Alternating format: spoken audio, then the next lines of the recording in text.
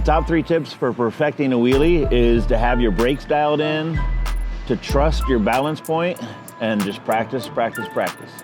Getting the wheel up and off the ground, the key is just pushing down with your power foot. Well, for me, it's my left foot. I don't start my pedals at what they call 12 and 6 o'clock. I start them a bit more to the front, and just one quick push, and at the same time, I usually lift myself up off the seat a bit and then sit down, you know, and pulling back. And so yanking on the bars, pushing down on your pedals, sitting down and yanking back, and that just gets you that smooth little transition to get the wheel up. Keeping the wheel up it's 3 different things. You know, you got to be pedaling to keep your forward momentum going. You have to have your hands on the bars and leaning back, and you know, to get that balance. And then you got to be tapping your brakes to make sure you don't go too far back. You don't want to yank your brakes. You just want to barely tap them and feather them, and just kind of keep your finger on the brake at almost all times. I tap my brakes a lot, but I'm not squeezing them, I'm not pulling them, I'm not yanking them, because that's going to slam your front wheel right down. Locking into the balance point and what that refers to is when you don't really even have to pedal and you don't have to hit your brakes. You're just balanced, you know, and you're in the wheelie, you know? And to get to that point is trust. You know, you have to trust that, you know, if you go too far back, you can tap your brakes. You have to trust that if you're going too far down, you can hit your pedals again and get back up, you know? So getting in that balance point, like, that's the sweet spot. The bike setup for doing a wheelie is just kind of just a basic bike setup. You know, you want your handlebars in line with the angle of your forks.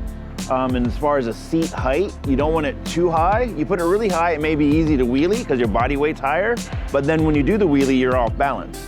You know, and if you put it too low, it may be hard to pull the wheel up. What I usually do is I have about a fistful of seat posts. That's what I call, you know, my fist fits right on the seat post. That's what I call fistful to seat post. Almost any bike I'm on, whether it's a fat ripper, big ripper, I always have my seat about the same exact height. And that puts my body like in the sweet spot when I'm doing the wheelie. One key for people with small hands like myself is to kick your brake lever in and keep your brake lever a little bit closer to the grip. So if you see here on the brakes, this bolt right here, if you screw that in, what that's gonna do is that's gonna move the brake lever permanently.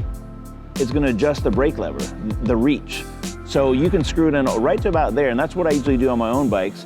And then when that brake lever is there, when I'm pulling the brake, my finger is a lot more set there. And if I didn't do that, the brake lever is kind of out of my reach. Another quick tip of adjustment is right here on the barrel. This is called the barrel adjuster. What this is gonna do, it's gonna affect to see when the brakes actually hit the rim. You see, I've got the barrel adjuster pulled out kind of far, so the brakes are hitting the rim right here. And if I want the brakes to hit the rim a little bit closer to the grip, spin this all the way out, turn it in, and what that's gonna do now, that just adjusted your brakes. Now, the brakes are gonna pull much further. So everyone has a sweet spot and likes to know where their brakes are gonna hit the rim. So use that to adjust, and you can dial it in exactly how you want.